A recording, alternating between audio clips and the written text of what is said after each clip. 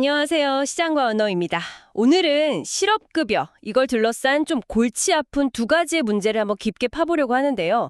하나는 명백히 잘못된 부정수급이고요.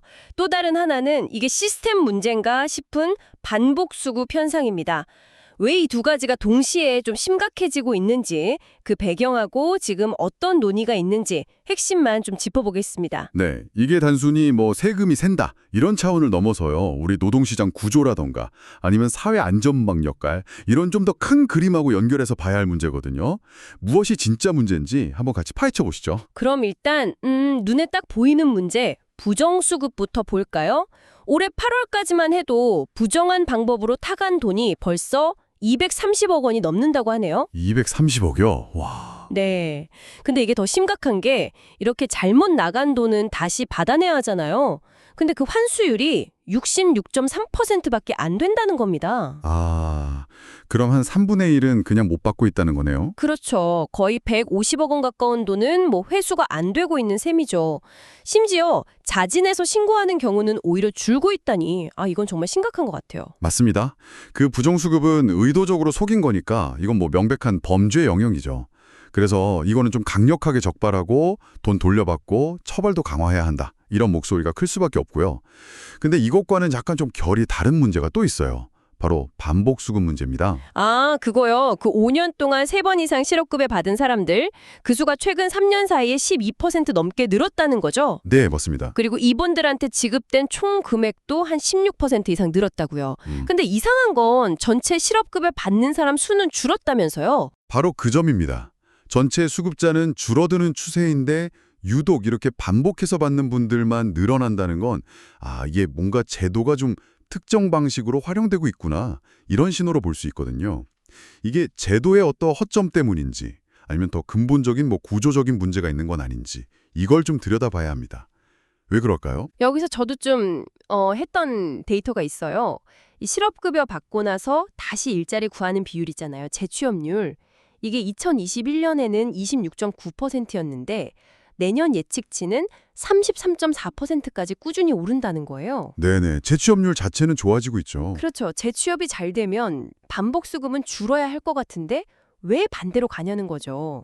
여기서 진짜 좀 흥미로운 역설이 나타나는 건데요. 국회 예산정책처 분석을 보면 이게 바로 질 낮은 일자리 문제 때문이라는 겁니다. 질 낮은 일자리요? 네. 그러니까 사람들이 안정적인, 좀 오래 다닐 만한 괜찮은 일자리를 못 구하고 있다는 뜻이죠. 다시 말해서 재취업은 하긴 하는데 그게 금방 그만두게 되는 단기 계약직이라거나 아르바이트 이런 경우가 많다는 거예요. 실업급여 받으려면 고용보험 가입 기간이 최소 180일은 돼야 하잖아요. 딱 그 조건만 채우고 또 실업 상태로 돌아가고 이걸 반복하는 패턴이 생길 수 있다는 거죠. 그러니까 잠깐 일해서 조건 채우고 실업급여 받고 또 좀 있다 잠깐 일하고 또 받고 이런 식이라는 거네요. 네, 그렇죠. 심지어 어떤 경우는요. 일해서 버는 돈보다 실업급여 받는 돈이 더 많은 그런 상황.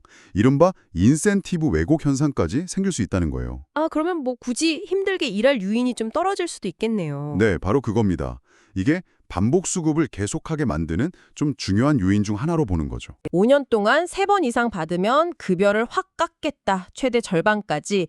그리고 실업급여 신청하고 실제로 받기까지 기다리는 기간, 그 대기 기간도 지금 7일인데 최대 4주까지 늘리겠다. 이런 거죠. 네, 그렇습니다. 그럼 반복적인 행태를 좀 막아보겠다는 취지인데 국회에서 검토할 때는 또 좀 신중해야 한다는 의견도 같이 나와요. 왜 그런 거죠? 물론 이런 단기 취업이랑 실업급여 수급을 반복하는 좀 왜곡된 관행은 고쳐야겠죠. 근데 자칫 잘못하면 정말로 생계가 어려워서 어쩔 수 없이 단기 일자리라도 해야 하는 그런 취약계층 분들 있잖아요. 그분들의 마지막 버팀목 같은 사회 안전망 기능까지 너무 약화시키는 거 아니냐? 이런 우려 때문입니다. 하긴 그 정부안이 반복수급 줄이려는 의도는 알겠는데 말씀하신 것처럼 정말 필요한 사람들한테까지 피해가 가면 안 되니까 그 균형점을 찾는 게 참 어렵겠네요. 그게 바로 핵심 질문입니다. 단순히 돈을 깎거나 기다리는 기간을 늘리는 게 이게 과연 근본적인 해결책이 될 수 있느냐 하는 거죠. 어쩌면 국회 예산정책처 지적처럼 문제의 뿌리는 좀 다른 데 있을 수도 있어요.